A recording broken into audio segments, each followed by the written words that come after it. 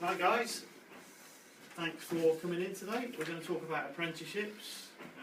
It's a quick talk about what apprenticeships are about, and the target age I'd like to talk to you about today is 11 to 14 year olds. Okay, I'll give you a handout which obviously is a bit of an overview about the apprenticeships. But the first thing I'm going to talk about is the different types of apprenticeships that we've got. So obviously there's the construction sector, things like maintenance and engineering. It's important that obviously you understand the different options that you've got, because it helps you, on reflection, give an idea of what sector you want to work in. So the purpose of this talk really is to give you awareness of that and understanding those different types. So what I'm going to try and do for around about 4 or 5 minutes is just have a quick chat on different things, and hopefully you'll have a little bit more awareness at the end of that. Okay, so the sector that we work in specifically is the construction and maintenance sector.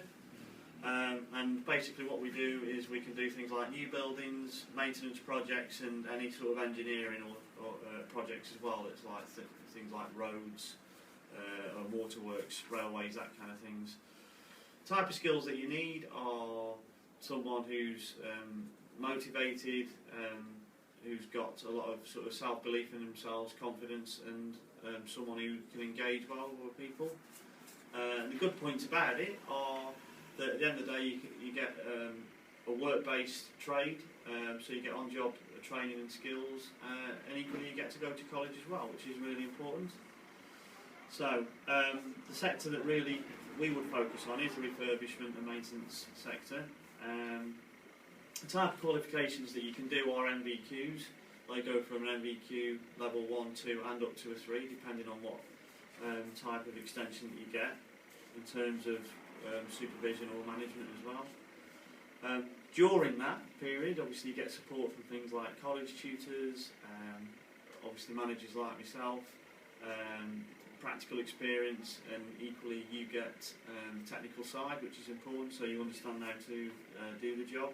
And at the end of it all, you get the qualification, which you can take on within the company, like you're doing, or into another sector or firm, depending on what you want to do.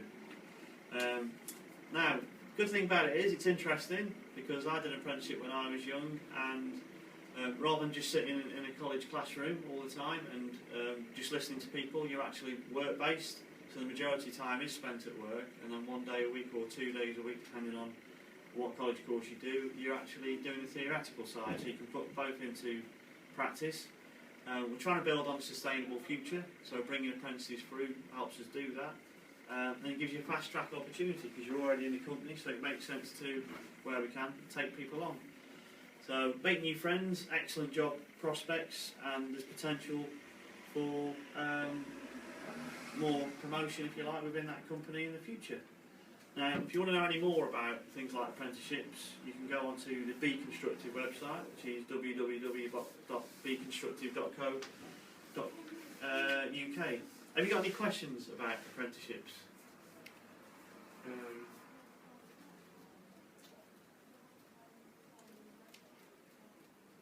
How long does it take? How long does it take? Depends, between 2 and 3 years really, depending on what you want to do, and obviously the course that you do. Will there be a job at the end of the apprenticeship? Good question. Potentially there could be, yeah, depending if there's a vacancy, and if obviously you come through the apprenticeship and it's something that you want to do and something the company want you to do, then that's the idea, yeah. How many hours a week does an apprentice have to do? Apprentice depends really. They can do anything up to around about 35, 40 hours, 42 being a maximum really. Obviously the pay scale is relating to that as well, which you've got on your handouts too. Any more questions? How many days do you have to do at college? It's normally 1 day a week, but depending on the course it could be 2. So generally, you know, on average it's about 1, to be fair.